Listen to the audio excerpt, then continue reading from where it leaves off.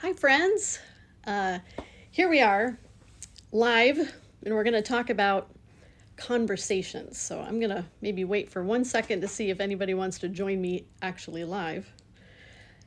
So this idea to talk about conversations came up because I guess about a month ago, a sweet mom in my group on the app told me that she felt really discouraged after listening or seeing all moms post about, seems like all Sonlight moms post about these amazing conversations they have with their children. And so I wanted to encourage her specifically, and I'm thinking that there probably are several of you out there who maybe have some FOMO about am I missing out on some beautiful conversations? Seems like everybody has them. What's wrong with me? What's wrong with my kids? So let's just talk about that. And I hope, okay, look, I don't know everything. None of the mentors on here know everything. We know our own experience. And I would say after having homeschooling 5 children, still in the throes of it with my 5th, after homeschooling 5 children and seeing and working with lots of other children, let me just put some of your fears at rest. And let me just start off by saying meaningful conversations do not happen every single day after every reading with every child. They just don't. And then even defining what a conversation is. So I know what I consider to be a meaningful conversation with my children. I don't know for sure what you think a meaningful conversation is, and you have no idea what those moms posting about the meaningful conversations they're having. You don't know what their definition of a meaningful conversation is. So that is one thing. Let's maybe be careful about our expectations, okay? And now here's one specific thing. Someone wrote to me and said, I ask questions and it seems like my 6-year-old has no clue. Is that normal? Yes, that's normal. Very normal. Little children often are just absorbing. Okay, so again, I don't want it to seem this is not. I'm not being frivolous about this, but when my children were young in those early years, let's say pre-K to 2nd grade. Maybe even 3rd grade, depending on the child, I felt like reading to them was exposure. I did not use the questions in the instructor's guide often to ask them questions. I usually asked questions kind of as we were going along. So I would use a word and say, hey, Stephanie, do you know what that means? And she would say, yes. And I'd say, you do? What do you think it means? And she would tell me. And she was either typically right, or if she was wrong, we would get a dictionary and look it up or something. So all of that is kind of a learning process, and I would consider that even a good conversation. Do you know what this word? Look, how many children are even being read to? And of those children being read to, how many parents are just even investing that time? If you sit with your child for 10 or 15 minutes a day reading to them, you might be beating yourself up that you're not doing enough. You're doing more than the vast majority, I would say, even by virtue of the fact that you're reading. So with a child that age, if I stop to talk about what a word means, and that takes 30 seconds to a minute and a half, I consider that time well spent, and that's a conversation, right? So let me also say this. Reading is exposure. You're reading to them, you're exposing them to terminology and vocabulary and thoughts and ideas that might even be a little bit too big at this moment, but it's exposure, and it's creating these fun hooks that as they get older, you'll read another book and your kids will say, wait a second, I think I know something about that. I remember that was fun with Egypt, because we talk about Egypt a little bit in level A, and then you talk about it in level B, or K, you're going to hit a little bit about Egypt, and then again in B, and then again in G. And so they just have this rich, full picture. By the time you get to G, Pharaoh isn't a new word. The Nile River isn't a new word. As a matter of fact, sometimes they're like, of course I know the Nile runs this way. Because they've been exposed to all of this. Look, when you sit your child in front of an episode of Bluey, you probably don't spend time asking them questions later. Okay, what did we learn from Bluey today? This. But you know they're learning stuff. It comes up later. They're learning things from everything that's going on around them right now. And one of the things they learn is that reading is a good thing. And that mom thinks reading's important. And she reads to me every day. She might not verbalize that. They might not verbalize that. But it's kind of like, do they pick up on which person in your family drives faster? Do you ever have that conversation with your kids? Daddy went really fast. Daddy goes fast. Daddy always speeds. Mommy always speeds. Mommy was mad at all the people today when we were driving. It might come out at dinner, right? And you're like, oh my word. They pick it up and they're learning. And that is the same with your books. Learning that books and reading is good and positive, and that's where we go to learn stuff. It's not just, on the computer or someplace else. Books are important to you. That's stuff that's going on in their minds too. So let's talk about specifically questions. I love this. Somebody said, we try to bring this up at meal times. Yes, I think that is ideal. If at dinner you say, hey, Susie, can you tell Daddy something we read about in history? And then maybe you give her a little prompt and she comes out with one thing. Woohoo! That is long-term retention from the time you read it, maybe that morning till that evening at dinner. I would switch it up too. Like, can you tell Dad something we learned about in science today? Can you tell Dad? Okay, whatever. Or, hey, Dad, listen to this sentence that Susie dictated to me today, or she might want to read it to him herself. Something like that. That's really good. One of you said, sometimes I'll talk about what we learned and I'll purposely put in a wrong name or a wrong place and see if my child catches it. Yes, you can try that. Or you could say, hey, remember we learned about the War for Independence today? And that General Franklin, was it General Franklin who went across the Potomac? And see if they jump in. See, you could even do it that way, prompting them. So giving them an idea that you're not quite getting it right and see if they can come up with it. So anything like that to see if their long-term retention is happening is great. Let me tell you this too. Every child is different. I had some children that would talk to me about things we were reading, or we would stop and we would have a really sensitive moment thinking about how William Wilberforce changed the world, my little 3rd or 4th grader. I had another child.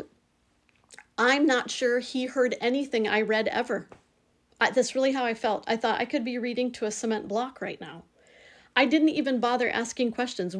I would read, we would kind of talk about it a little bit. I would talk to him that night with his dad, maybe say, hey, can you remember anything? You know what? That child was kind of on a different plane. He turned out to be, you might have heard of me talk about this before. He turned out to be a pretty amazing musician. He's a pianist. Can memorize music so quickly. The other day, he's in college now, but I was talking about this competition and I said, hey, you have to have 40 minutes of piano music, 40 minutes memorized of something. And he goes, oh, 40 minutes, that's easy. And he really meant it. He wasn't saying it in an arrogant way. God has given him that kind of brain. I can't do that. But I'm happy to read, some long book about something. And he's just like, he doesn't love history. History's not his thing. But it's important, and he needs to have it to have a well-rounded education. And so I read to him history. And he can talk about it. And guess what? When the brain is fully formed, there's stuff that's coming back. Things are coming back to him. So please don't beat yourself up. If your children can't answer all the questions in the IG, please don't beat yourself up. One thing that helped my youngers with, I think, absorbing some material is that when we would do history, I would give them a like a sketch pad book. And so for each lesson, they would kind of draw what I was talking about. They came up with some really cute things. But so as I read, just draw something that when I'm reading to you, that it reminds you of. I'm so sorry. My throat is so dry. I'm coughing up a storm. I should have brought water with me. But just by virtue of the fact that they're drawing pictures of what I was talking about in history, sparked retention. And so then that night, even if we're going to talk about it, they could get out their little notebook and look at the picture, and that would help them remember. So when they're little, that's something you could do. And then at the end of the year, you have this really cute notebook of what you learned about in history. So just remember, please, there's so much happening. All of this vocabulary and everything, just they are grasping so much. And even if you take them over to your markable map, if you've read about, General Washington crossing the Potomac, and you go to your America map and you try to find where the Potomac is and you circle that or star it, they do it. It's all learning. It's all absorption. They're going to get it. Okay. I hope that some of that is helpful. Again, these conversations do not happen constantly and all the time, okay? You are not failing. If you are reading to your children, if you are reading to them and spending that time and talking about maybe a word or two they don't understand, putting things in place for them on a map and a location, if you're doing that kind of thing for them, you are succeeding. That is what they need at this age. Another thing I really liked to do, sorry, just thought of it. A lot of times when we'll read a book, I'll look at the beginning with them and find when the book was published and try to think of someone in our family. Maybe, oh, you know what? Grandma was 5 years old when this book came out. Or, this was, whatever. I try to link the date of that book with somebody in our family. And so that's kind of fun too. And just a way of giving them awareness that this book and these people and this event or this story, even if it's fictional, occurred at a time and a place. It was published in a tangible spot that they can grasp. It's all so good. It's so beautiful. So again, you might have some children that love to have long conversations with you, and you're going to have some that doesn't happen, not easily and freely. And another thing, good conversations happen sometimes, and they're not planned, and they're not on the couch as you're reading. But how about, you're in science and you're learning about lichen and how it grows on a tree, and it's different than moss, and it's a good thing. It shows that the air is clear and clean. And then a month later, this happened to me, you're going on a hike, and guess what the kids notice? Mommy, it's lichen. Yeah, it is. What's that mean about the air here? It's clean. Yes. You didn't even know they were listening to that. And there it is, right? So this kind of, and I consider that a meaningful conversation. So for those of you who are picturing a Sonlight mom sitting with a 6-year-old having a 15-minute conversation, that's not what's happening. Not typically. If that's happening, it's extraordinary. These little snippets are the conversations. Don't miss them. Enjoy them. Okay, I hope that was helpful on some level and encouraging to you. And if you have more questions about that, or just say, how's this work? I mean, maybe even anything you're reading that you're curious about. Wow, I didn't know that. Let's look that up. I wonder what this person looks like. And find it on the computer, right? Look up somebody in Wikipedia and see, oh, this is what they actually looked like in real life, and here's what they did. That opens up a lot of fun conversations if you take the time for it. I want to pray for you. I know when your house is full of a lot of little people, and you have this burden, and just because it's a burden doesn't mean it has to be a heavy burden. It can be a joyful burden, but this joyful, exhausting burden of taking care of your home and your children and also educating them academically and spiritually and emotionally. I know I filled pages in a journal just feeling so overwhelmed. I know it's overwhelming. So please don't beat yourself up. You're reading to them. It's amazing. You're exposing them. It's okay. The conversations will come, maybe. And you're doing a great job. Let me pray for you. God, we want to do well. And I know so many women jumped on this live. I saw their names scrolling up.